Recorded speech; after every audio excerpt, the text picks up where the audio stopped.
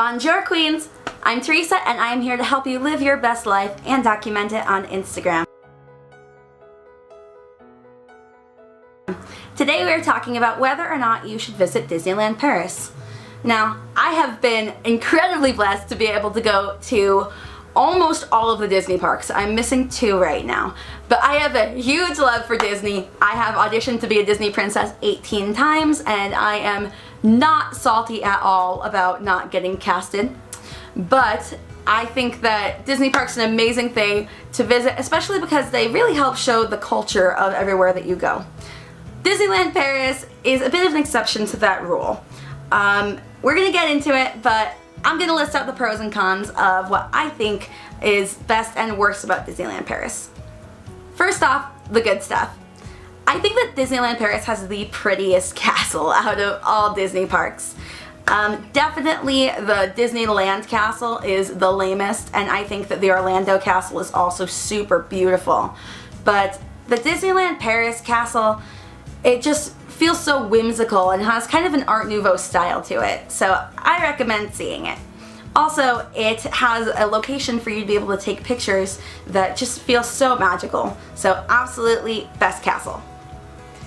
If you are like me and you love all the food at Disney parks, I think that they have some unique cultural food. They do sell crepes and hot chocolate in the park at little booths, which I think is super cute, but also Earl of Sandwich has a unique special sandwich that I think is called the Frenchie or something. But they have a French dip sandwich called the Frenchie that I think is super good, and it's worth giving it a try if you're a collector of Disney experiences. Another benefit of Disneyland Paris is incredibly short lines. You can get the app right now and download it. There is a Disneyland Paris app that you can take a look at and see what the lines look like. I think when I went, I rode the Tower of Terror with like a 15-minute line or something. Ridiculous! Like, this is unheard of in other countries. It's mostly because people in Paris itself don't really support the park, but that's a story for another day. But it's very small, very intimate, and you can ride rides pretty easily. There is a reduced price of admission. You can get in for as low as $63 on a weekday. That's not bad, especially considering the fact that Disneyland just upped their prices by 20%.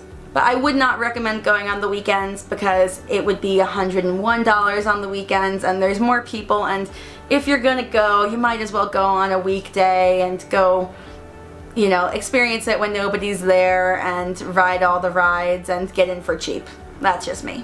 Meet and greets with characters have much shorter lines, so it's way easier to see a princess and get to talk to them. So if you're bringing a child with you, it's kind of an easier experience to meet Cinderella than waiting in an hour line down in Disney World. However, there is much less availability.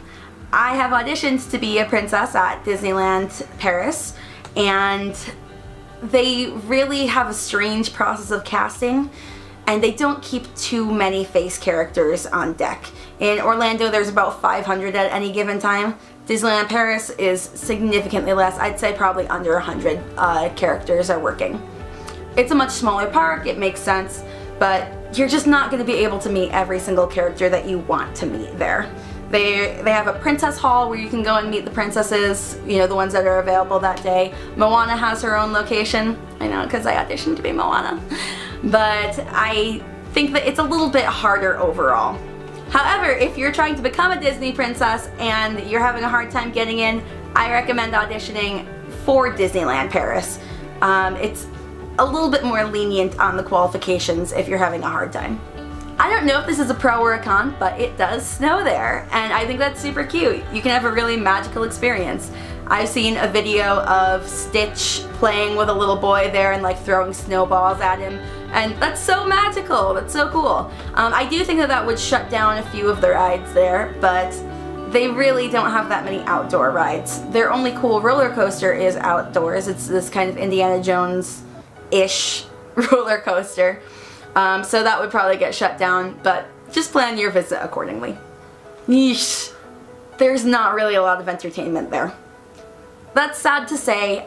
There's a lot of times that you can plan to go when there's going to be a show, but they have a parade during the day, and you know, and for actors, you're either on the parade shift or you're working as a fur character in the morning, basically.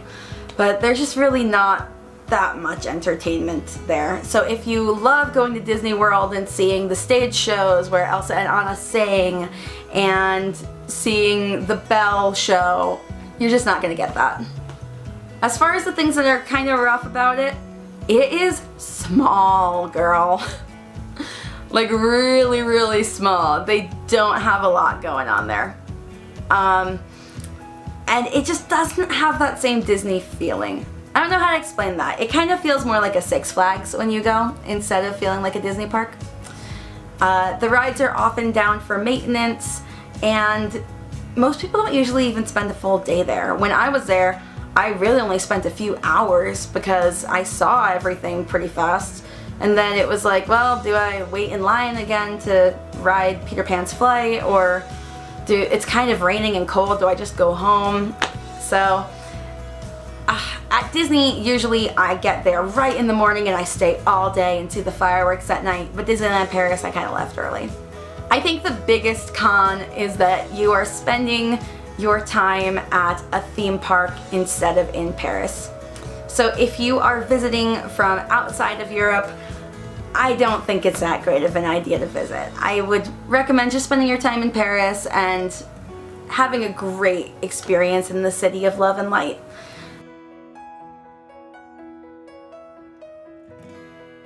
But if you are a Disney fanatic like the rest of us over here, I think that it's fun to just do. But only do it if you're spending a good amount of time in Paris. I have been able to go and experience this because I've spent so much time in Paris. That, you know, the last time that I got to go, I spent 2 weeks in Paris. And so it was one of those experiences where I realized, well, I've got quite a bit of time here. I've already seen all the main attractions. Why not see some of the smaller ones? If you're doing a study abroad or something, definitely check it out. I think that you'll have a good time, but manage your expectations. Thank you guys for tuning in. I hope that you liked all these Paris videos. Please leave a comment and a like, and I would super appreciate it if you subscribed. Au revoir!